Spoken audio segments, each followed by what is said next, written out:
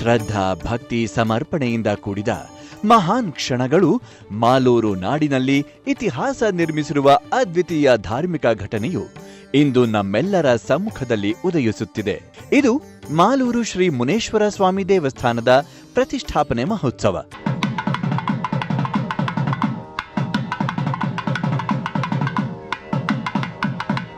ವೈದಿಕ ಮಂತ್ರಘೋಷಗಳ ಮಧ್ಯೆ ಧಾರ್ಮಿಕ ವಿಧಿವಿಧಾನಗಳೊಂದಿಗೆ ಪ್ರಾಣ ಪ್ರತಿಷ್ಠಾಪನೆ ಕಾರ್ಯಕ್ರಮವು ಅತ್ಯಂತ ವೈಭವವಾಗಿ ಜರುಗಿತು.